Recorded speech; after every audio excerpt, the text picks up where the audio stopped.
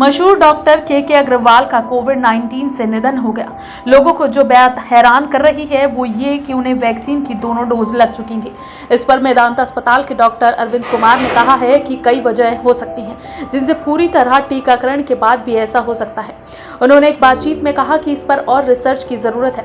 हालांकि उन्होंने 3 संभावनाएं ऐसी जरूर गिनाई जो दोनों डोज लगवा चुके लोगों में संक्रमण और जान जाने की वजह हो सकती है।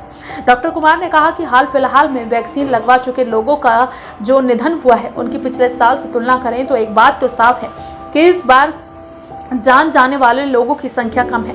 हमने फेज 3 ट्रायल्स में जान जाने वाले लोगों की 0% रेट मानी थी, मगर जमीन पर हालात अलग नजर आ रहे हैं। इसके कई कारण हो सकते हैं। डॉक्टर कुमार ने इशारा किया कि ऐसा हो सकता है कि दोनों डोज लगने के बाद जिनका निधन हुआ उनमें पर्याप्त एंटीबॉडीज ना बनी हो या फिर इन स्ट्रेन्स के खिलाफ वैक्सीन असरदार ना हो। यह रिसर्च का विषय है। क्या इन लोगों में दोनों डोज लगने के बाद भी एंटीबॉडीज नहीं बनी?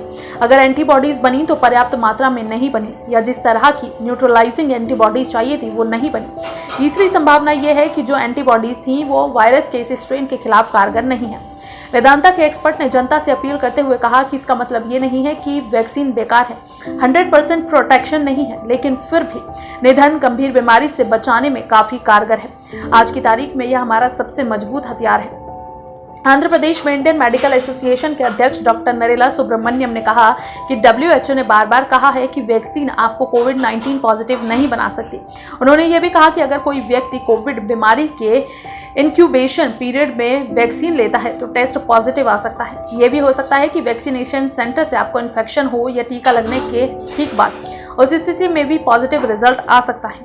इससे पहले डॉक्टर कुमार ने कहा कि जब पिछले साल कोरोना वैक्सीन के फेज के 3 ट्रायल हुए थे तो उसमें यह देखा गया था कि वैक्सीन लगवाने के बाद भी 25 से 30% लोग संक्रमित हो गए थे। हालांकि उस दौरान इस ट्रायल में सभी वॉलंटियर्स में इन्फेक्शन माइल्ड वेराइटी का था। किसी को भी अस्पताल में भर्ती होने या फिर वेंटिलेटर की जरूरत नहीं पड़ी थी। उस ग्रुप में किसी की जान नहीं गई थी।